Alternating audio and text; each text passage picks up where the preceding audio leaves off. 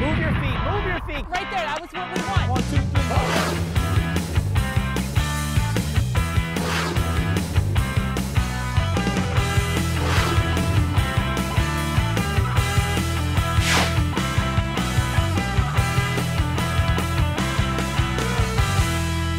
Good afternoon, good evening. You get to watch this in your own time. This is the web, this is YouTube. This is Denise Dillon. I'm Rob Brooks.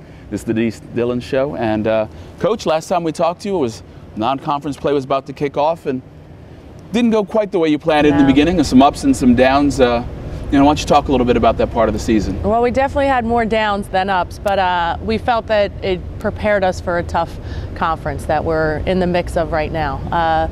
Played out of conference, we scheduled some of the toughest opponents that we've seen in past years, with South Carolina coming in, Princeton, obviously the local teams are doing some good work at St. Joe's, LaSalle and Penn. So every night we knew it would be a battle. We were hoping for a couple more wins there, but now we're playing the important games in conference. And you talk about playing the important games. You've won 4 in a row now, and you've really turned the corner since conference play has begun. What do you attribute that to? Well, I think just the preparation and the challenging games that we had day in and day out. The girls understanding how important it is to be focused and stick to the game plan and know what we're trying to get out of each game on the offensive end and defensive end. They're starting to click a little bit, playing much better team basketball, which obviously helps us with our continuity offenses that we run and changing up the defenses each possession. Well, you talk about the fact that they're playing more as a team. They've done some team building drills during practice. Right. They've incorporated some different things into practice. We got a chance to go to practice and take a look, and now we'll share that with you. All right, girls, we're going to get started, okay? Stace has an activity for you first, so pay attention.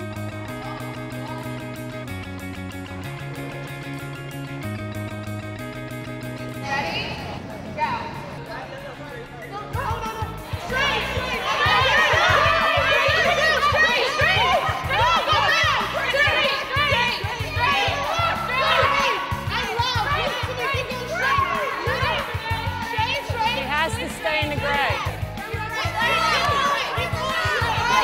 I wonder why they don't have one person talking.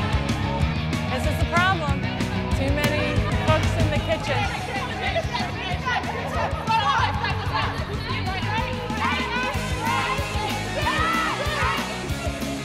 All right, here's the question for you.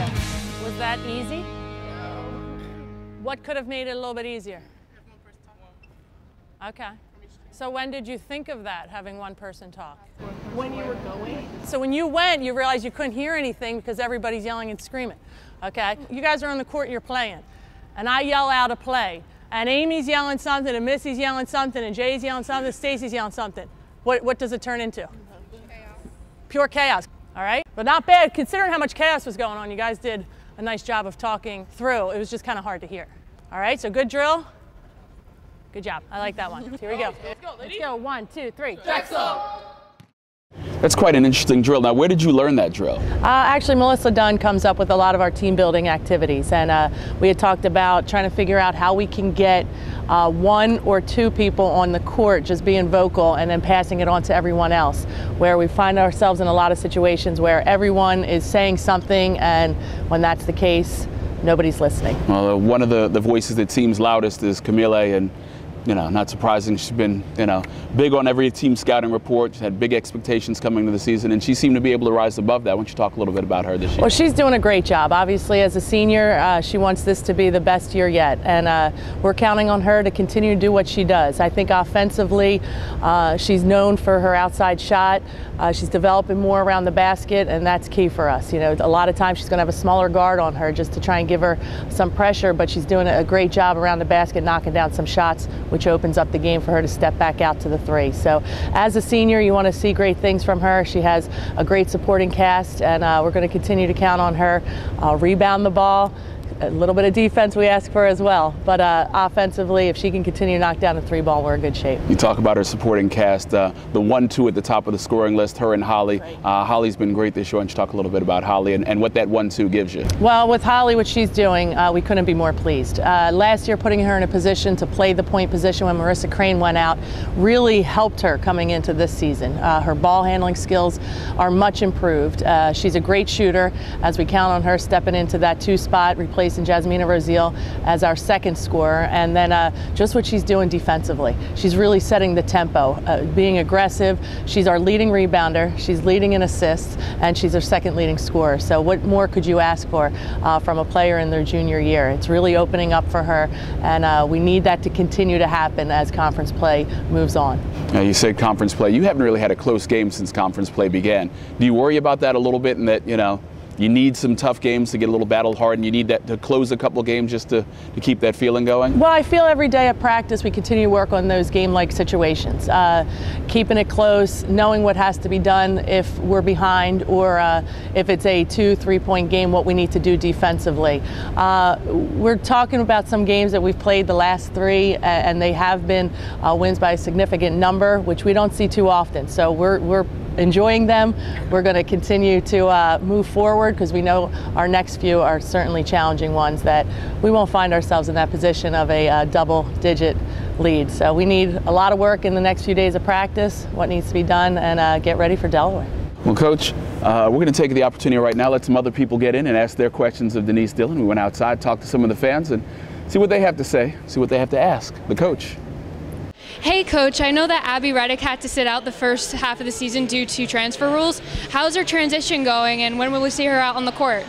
Unfortunately, Abby Reddick had a knee injury.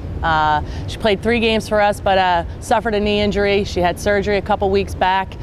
So what we're looking to do is get Abby ready for next season. Redshirt her this year, have her for a full 2 years here at Drexel. Hey Coach, I know Taylor Wooten's brother played in the NFL. Do you think any of his gridiron attitude rubbed off on her, and do you see any football player when she plays on the court? There's no doubt that Taylor Wooten, having her brother as a football player, has helped her on the defensive end. Taylor's one of our best defenders, and that definitely is from her battling with her brother from a young age up and working on those skills. We continue to look a little more on the offensive end, but as we see what Corey does for the Chicago Bears on the defensive end, we see Taylor doing the same for us against each post player day in and day out. Hey Coach, you guys have another game coming up against Delaware. With a scorer like Elena Dillon, how do you guys plan on stopping her? Well, you certainly have your work cut out for you when it comes to Elena Dillon. We'll look to double team her, limit her touches as much as possible, but it really keying in on the other players. Elena's going to get her points. We understand that. We just have to kind of hold her in the teens, and we'll be in good shape. But it's rebounding the basketball and containing some of the other players and stopping their other shooter from the 3-point line. All right, Coach, we know you have Delaware coming up. But then you have the rest of your conference schedule as well. What do you have to sort of focus on to get yourself in the position you want to be for the postseason? Well, we continue to talk to the players about is the games that you can win, the games you should win, and the ones you want to steal. You try to steal. So that's where we broke it down when conference play started. And I think we've put ourselves in a good position of doing just that. When we're at home, you obviously want to take care of your home court. And we're going up against Delaware at Delaware. That's a game everyone knows we're just going to go in there and try and steal. But then we have some big ones following that. We have Hofstra back here the following week, and we want to get a little revenge from their game up in New York. So we get them here at home, a game we want to take care of. That will put us in good position. We want to finish the top 4 of this conference. You know, that puts you in a good place when the CAA tournament starts, and it's always a goal for us. Put yourselves in the best position in order to win a championship. Well, thanks a lot, Coach, for taking out some time for us, and thank you for joining us. Denise Dillon, I'm Rob Brooks. Thank you very much for watching this episode of the Denise Dillon Show.